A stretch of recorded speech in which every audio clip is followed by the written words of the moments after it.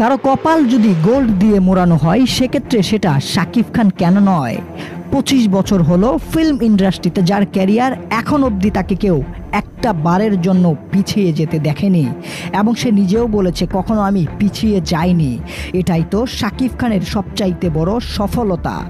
অনেকেই চেয়েছিল সুপারস্টার শাকিব খানকে ডাউন করে দিবে সিনেমা ইন্ডাস্ট্রি থেকে, কিন্তু বা কই, আপনারাই তো ডাউন হয়ে গেলেন। কোথায়? শাকিব খানকে তো কেউ ডাউন করতে পারলেন না। এমনই আভাস সোশ্যাল মিডিয়া জুড়ে এখন যারা রথী মহরথী রয়েছে সকলেই কিন্তু শাকিব খানকে ঘিরে কিন্তু পোস্ট এবং সফলতার শুভকামনা জানিয়ে কিন্তু নেট দুনিয়া ভাসাচ্ছে। কিন্তু একটা সময় ছিল যারা শাকিব খানকে হেট করত, শাকিব খানকে নিয়ে কটু কথা বলতো।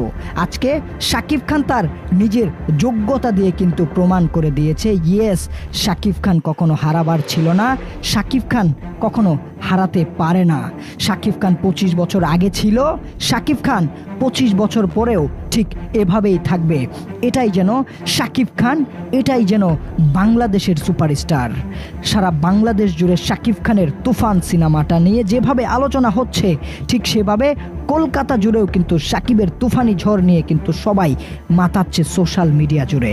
এখন শাকিব খান ঠিক যেভাবে 25 বছর আগে ইন্ডাস্ট্রিতে দেখেছিলাম দাপটের সাথে কাজ করেছিল বড় বড় স্টারদের সাথে, ঠিক সেভাবেই এখন অবধি শাকিব তার স্টারিজম যেভাবে ধরে রেখেছে, ঠিক যেন এটা বাংলাদেশের ইতিহাসে শাকিবই অন্যতম। যদি বাজেটের দিক দিয়ে বলেন, শাকিব খান সবচাইতে বাংলাদেশের ইতিহাসে ব্যয়বহুল তারকা। শাকিব খানকে কেউ থামাতে পারবে না। ঠিক যেন তুফান বেগে শাকিব খান এগিয়ে যাচ্ছে বাংলাদেশ ফিল্ম ইন্ডাস্ট্রিতে। শাকিব খান তার নিজের যোগ্যতায় আজকে ঠিক এই জায়গাটায় এসেছে, কঠোর পরিশ্রম করে শাকিব খান ঠিক তার এই জায়গাটিতে। তাই তো শাকিব খানকে যারা বিতাড়িত করতে চেয়েছিল, শাকিব খানকে যারা হটাতে চেয়েছিল, এখন কিন্তু সোশ্যাল মিডিয়াতে এখন তারাই কিন্তু হটে গিয়েছে। এখন শাকিব খান ঠিক যেভাবে ছিল ঠিক সেভাবেই রয়ে গেছে। কারণ এটা যে বাংলাদেশের সুপারস্টার শাকিব খান, সে যত যাই হোক কখনোই কারো বদনাম করে না, কারো বিপক্ষে কখনো কথা বলে না। এটাই তো সুপারস্টারের সবচাইতে বড় স্টারিজম। তাই তো দেখার অপেক্ষায় গোটা বাংলাদেশ কবে আসছে শাকিবের তুফান